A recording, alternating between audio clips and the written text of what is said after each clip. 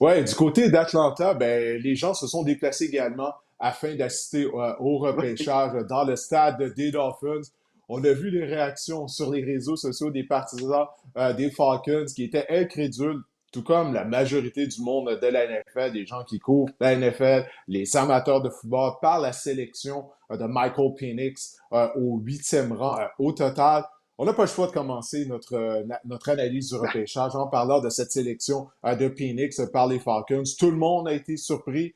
C'est d'une certaine façon incompréhensible, étant donné que les Falcons avaient mis sous contrat quoi, il y a un mois auparavant, lors de la période des joueurs autonomes. Kirk Ouais. Cousins, on lui a donné un contrat de 90 millions. Là, Michael Penix s'amène à Atlanta. Tout d'abord, ça a été quoi ta réaction? Je sais que tu as été surpris également, mais qu'est-ce que tu Ouais. penses de tout ça? Est-ce que tu vois un scénario ou finalement, c'est peut-être une bonne idée qu'a eu le DG des Falcons, c'est Terry Fontenot. Ben, en fait, moi, je le vois en deux temps. Le fait de prendre Michael Penix, qui était vu là, dans l'ensemble comme un choix peut-être en fin de première ronde, mais pour la majorité des gens qui étaient vu comme un choix de deuxième ronde là, au poste de corps arrière. Euh, bon, tu l'as dit, il y a un contrat de 4 ans qui a été donné à Kirk Cousins. Le fait d'avoir repêché Penix en première ronde donne droit à une cinquième année d'option aux Falcons, un peu comme ça avait été le cas avec Jordan Love, rappelle-toi, il y a quelques années avec les Packers. Donc, le fait de l'avoir repêché en première ronde ne me dérange pas vraiment. C'est le fait qu'on soit allé avec le huitième choix au total, qu'on n'ait pas plutôt pris le temps de faire une transaction pour monter plus tard dans la ronde et de faire la sélection. Ça, c'est au moment où la sélection a été faite que je me suis dit ça. Mais quand ensuite j'ai vu McCarthy sortir au Minnesota, que j'ai vu Bo Nix sortir 12e à Denver, je me suis dit, ben, la réalité, c'est que est-ce qu'il aurait encore été là plus tard, Michael Penix? Parce que visiblement, les équipes se sont lancées sur les corps arrière. Les 6 des 12 premiers choix étaient des passeurs. Donc, ça en dit long sur la nature du repêchage de cette année. Maintenant, il y a des réponses qu'on ne trouvera jamais à certaines questions. C'est-à-dire, si les Falcons ne prennent pas Michael Penix, est-ce que les autres équipes s'empressent aussi vite de prendre leur corps arrière?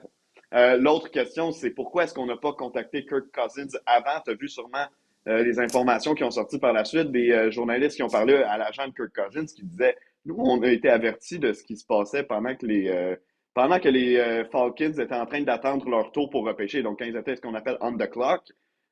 Et on a vu aussi le bureau des Falcons en train d'expliquer au propriétaire Archer Blank la décision. On n'a pas pu entendre ce qui se disait, mais on voyait qu'il y Ouais, avait c'est ça, peut-être un là. petit peu d'incompréhension dans la discussion. Donc, je pense que Ah, c'est mais les la gens sont partis façon dont avec on ça a sur les géré la réseaux situation. sociaux. C'est ça, les gens sont partis avec ça Ouais, sur les réseaux sociaux, là, l'image de Terry Fontenot en conversation avec Arthur Blank. Mais là, bon, ouais. comme tu l'as dit, on n'entendait pas On qu'est-ce n'entend qui pas. se disait. C'est ça, là, est-ce qu'il parlait vraiment là, de la sélection de Michael Penix? Est-ce qu'il tentait vraiment de lui expliquer tout ça? Je ne sais pas. Mais Ouais. ce que je sais avec certitude, c'est que Arthur Blank, c'est lui là, qui paye le salaire des joueurs.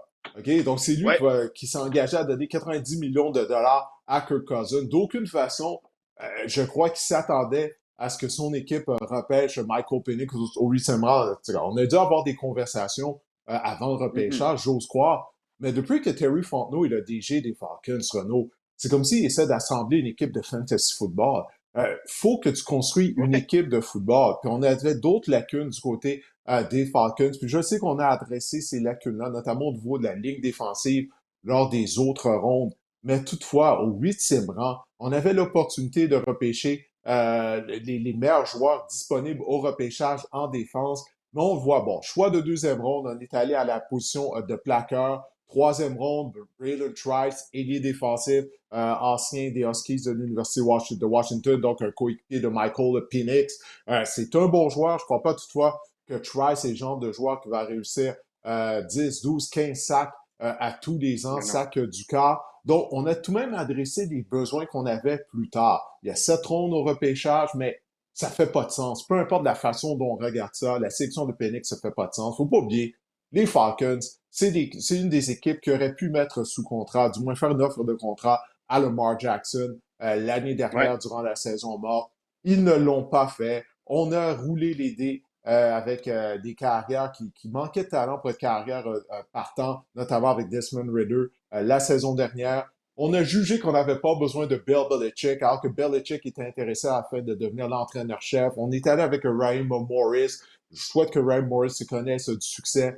Mais tout ça pour dire, je peux pas donner bénéfice du doute à l'organisation des Falcons, Renaud, parce que cette équipe-là, ça fait 8 ans qu'elle n'a pas participé aux éliminatoires, là. Depuis la déconfiture au Super Bowl contre Ouais. les Patriots de la Nouvelle-Angleterre, ça va pas bien à Atlanta. Et là, on vient de créer une très mauvaise situation au sein de l'équipe, parce que durant les entraînements, là, les joueurs ils vont voir Penix en action. Il a tout un bras. Si Kirk Cousins ne joue pas bien, qu'est-ce que tu penses qui va arriver? Les joueurs vont commencer à Non, se dire, non, hey, ça pourquoi va on n'envoie crier. pas Michael Penix en mêlée? Oui, là, Kirk Cousins revient d'une grave blessure au tendon d'Achille.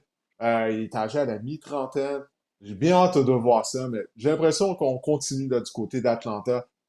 Finalement, qu'est-ce qu'on a fait depuis lors des 3 dernières années? On a été incapable de participer en éliminatoire, aux éliminatoires. Peut-être que ça va se poursuivre.